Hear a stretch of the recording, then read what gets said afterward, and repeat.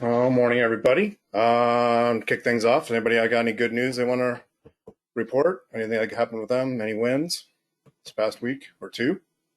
Since it was a long weekend last week. I I will hopefully have a contract accepted today for a buyer. I just talked to the other agent, and it sounds like ours will be accepted, but it's not a definite yes at the moment.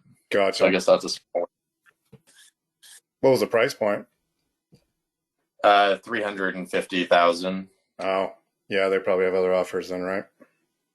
They have like 40 offers. So Wow, the fact that I even heard back is a win in my book. that's true. Crazy times. Yeah. Anybody else got something they want to talk about, or should we jump into the market?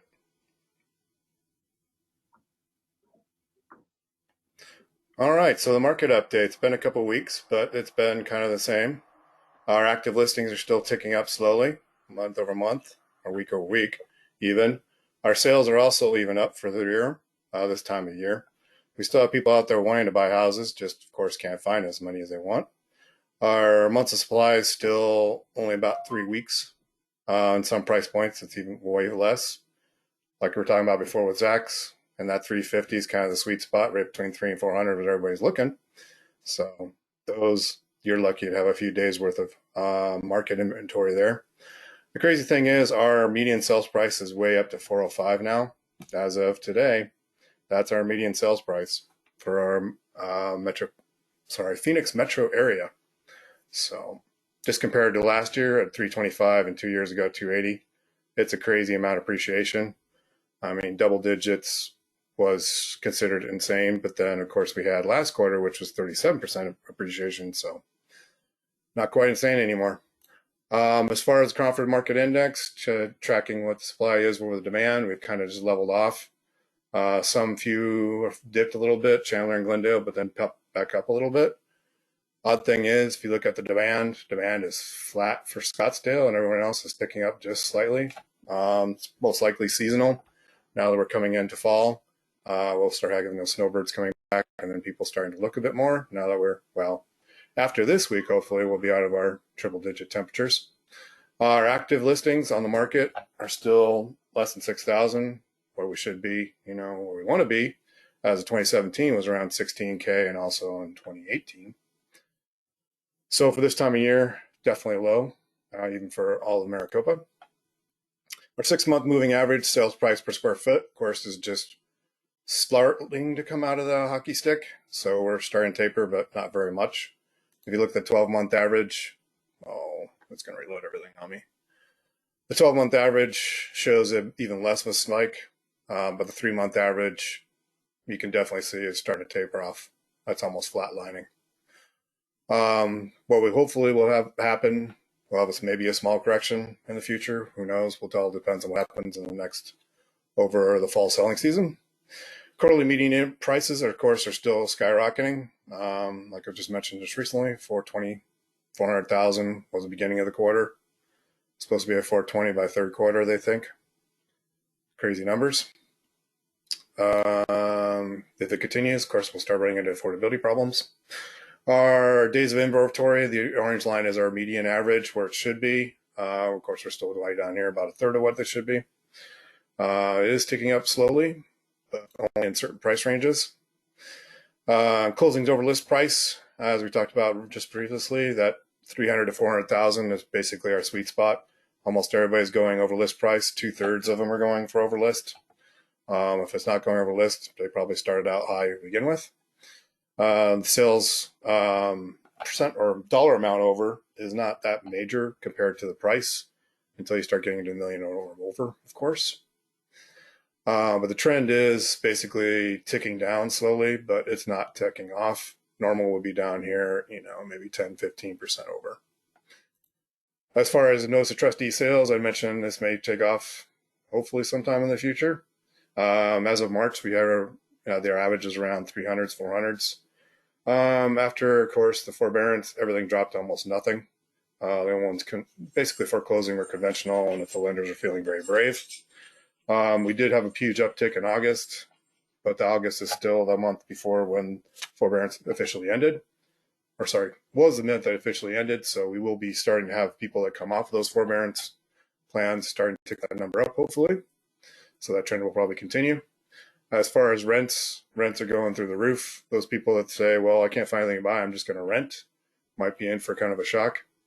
Dollar per square foot has been going very steadily. It used to be less than $1, which was insane amount per square foot, considering all the surrounding states. Now we're getting up to something a little more normal, around $1.25, but still keep going up at an incredible rate. This was all just Maricopa. As far as for summary of what our market looks like for your listing presentations, our actives were still ticking up, but our quarterly sales are actually not in par with what is normal. Typically in Q3, we'll see everything tick down until about the middle of Q4 where it bottoms out. Q3 is just kind of leveled off. So even though our supply is ticking up slowly, our demand's keeping up with it. So we're still having sales, steady level. Our active listings, of course, like we talked about, it's not the crazy 20 or 30% down, but they are down. Our sales are way up. So everything going under contract is actually tapering off for this kind of year. What this means is our month supply is still down. We're still going to have prices going up for the foreseeable future, they say. As far as the national level, thought that was kind of interesting. Biden administration says they're going to tackle this affordable housing supply shortage. A few of their ideas are kind of interesting, but the most funny one I had to have a laugh at was that they're going to limit people on HUD homes, buying the HUD homes and everything. They're popping up as well as investors. But the funny thing is, here's the HUD home store. It lists all the HUD homes that are available in the entire state. None. Arizona. Colorado. None.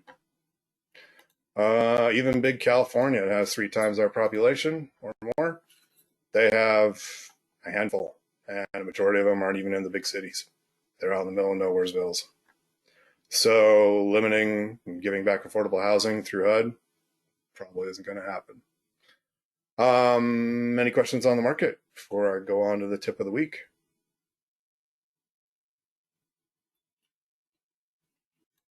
All right. So we'd asked which one you guys would rather hear this week: open houses to get leads or to convert prospects to leads. And this is one you guys kind of chose for the ones that responded. So basically converting prospect to leads, basically leading, this is kind of like a fishing analogy.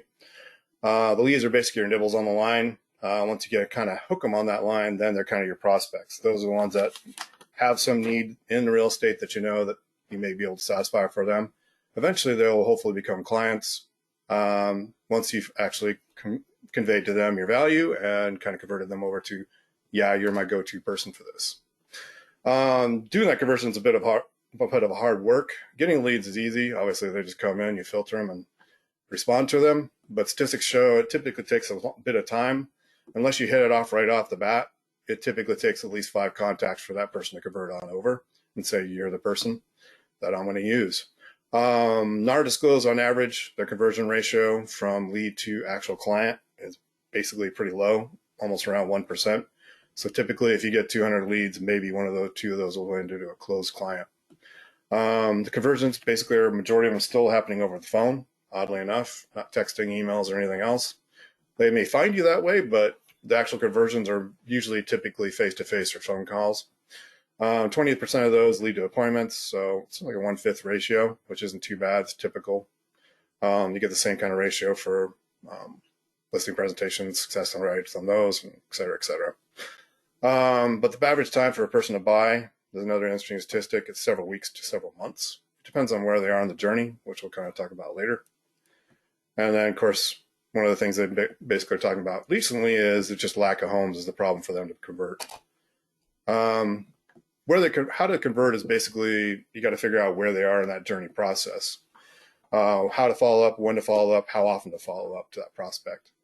Usually they kind of come into this, they're aware of the problem, hey, I want to buy a home, sell a home. And they do some research, and then they kind of take out consideration, check out their options, and then finally make a decision. Where you really want to be, of course, is right here, right between that consideration decision point. Catch them then, but you can always catch them all the way back, even at the awareness point. Opcity is kind of a great thing just because you can skip this whole consideration and qualifying them and just catch them right there, right between consideration and decision. But the biggest thing you want to do is segment those prospects. This is how you figure out how to follow up, when to follow up, and how often. Some are up, ready to go right away. Others, they may be several years down the road. Maybe like, I haven't even qualified yet. So speaking of segments, here's kind of an average timeline from the statistics that they found. Most people spend anywhere up to a year researching, which I thought was crazy, into buying or selling a house. Then they spend a few months actively going out and doing it, checking into things, and then maybe they'll do the actual transaction. Your A-list are plenty of your people that are ready to go right now. Just your cash buyer that says, hey, I need to buy something next week, or we're moving, we're relocating, we don't have a choice, or something else has come up that kind of motivates them. And these people respond to communication quickly because they need to act like now. These are your people that you want to stay on top of, obviously, daily, every other day, depending on how often they like to be contacted. Typically, you should be in contact with them several times a week if you don't want to lose them. B-list. These are my people I like to call the yes buts. Typically, they have a problem or something they really want to buy, but something's preventing them to buy for right now. Typically, that's, oh, well, there's something like financing, or, oh, we'd love to buy right now, but such and such, we have to sell this house over in BFE location that hasn't sold quite yet. Those are the ones that, once they solve that problem, then they may move them right up to that A-list, but definitely the people you want to keep on your list, follow up weekly, maybe monthly, depending on how close they are to solving that problem. And then, of course, your C-list. These are, hey, I really don't want to buy, but I don't know when, and it'd be really nice to own. Those are kind of like your dreamers. They're still either in the researching phase, or they just really haven't committed to the idea of it yet.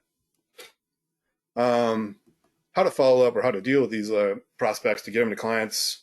Basically, got to stick to your basics. The 1, 2, 3 of how to, basically convert any kind of lead. CRMs are really great for keeping track of when you have to follow up. I see people do it in spreadsheets, and it's a really horrible process. Scanning through, if you get hundreds of leads from different sites, it becomes a very manually intensive process to try and follow or keep track of who you've been contacting, when you contacted them, when you need to contact them again. But coming up with several plans just for your A, Bs, and Cs, and also just even for different situations they're in. If they're in a divorce, it's going to be a different kind of drip campaign than, say, someone that has to just need to get pre-qualified. All else fails, this sounds like a whole lot of work and something that's totally out of your area and expertise. Of course, research, learn. But you can also get help from ISAs, virtual assistants, another team member to want to add to your team, etc., to help you out. But also, they say riches are the niches, and follow-up's basically where the money's made. If you can't get them to the closing table, then all the number of leads in the world won't really help you make any money. 3 typical ways, obviously, face-to-face is the biggest one. That, especially after they've already got to the point where you've qualified them and says, yes, they want to buy.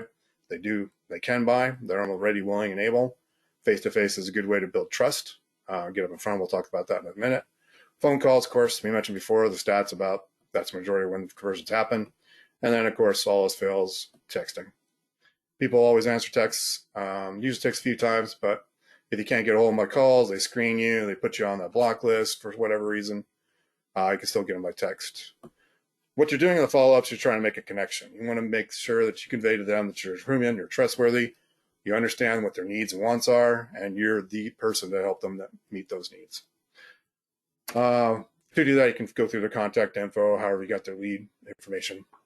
Meeting face-to-face, still king. It still is number one way to instantly build trust with them. It's a way for them to sample before they buy. In real estate, there's really no way to try out an agent unless you actually come up and talk to them, converse with them, interact with them, figure out if they are on the same page with you, with your wants, needs, and desires, and see if you kind of have some kind of connection or ability to actually communicate well. If you're also a knowledgeable and useful resource for them, they'll come back to you when they're ready, if they're one of those people that are dreamers or they got a problem they need to fix first.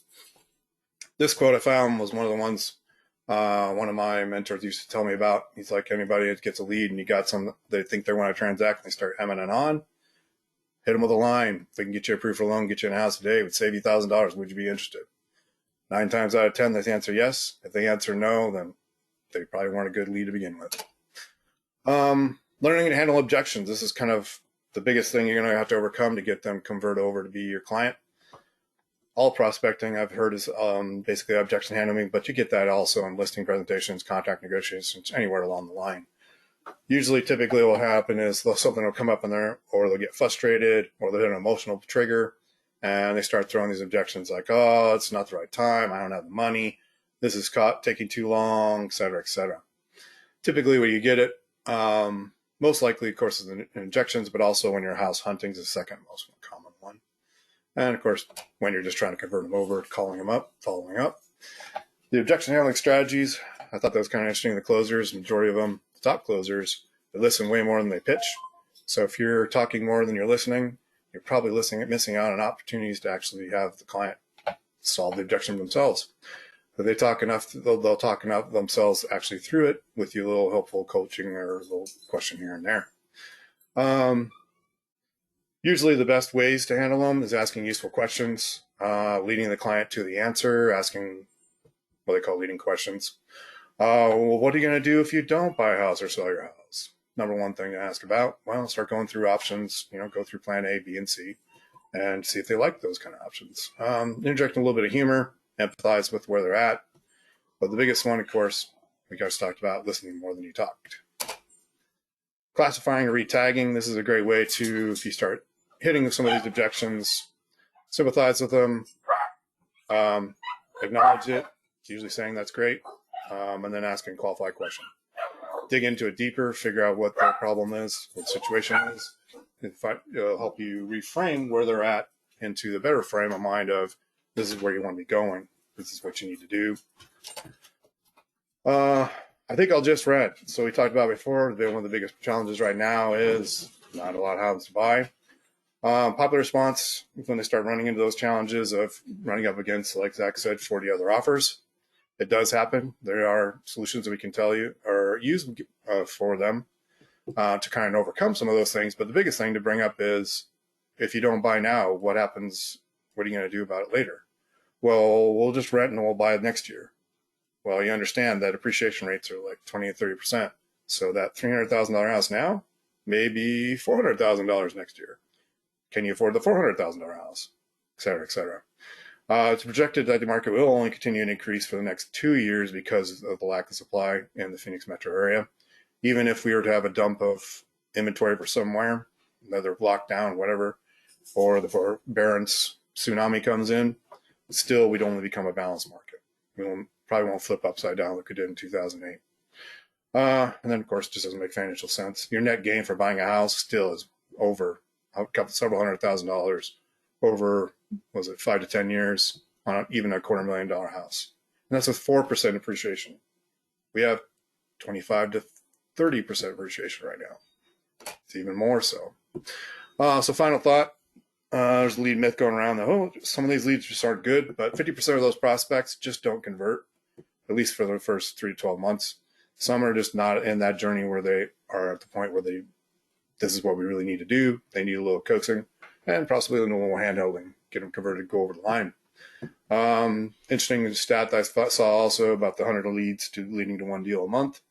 That kind of falls in line with NAR's 1% conversion rate. So that's just kind of the tip of the week. Any questions on any of that? Ooh, kind of flew through that fast. All right. Anybody have any problems, roadblocks, things going on in their business they might need some help with? I have one. My email, I am locked out of my email. Oh. So Sarub, sorry if I'm pronouncing that wrong. It says Google says I need to contact the domain admin to get my password reset. Yeah, if you email support at asherkime.com, the tech team will get that. They should be able to help you with that. Okay. I'll use a different email for that. Yeah, you send them up to your personal email or text them. Okay. All right. Sounds good. Thank you. Sure. No problem.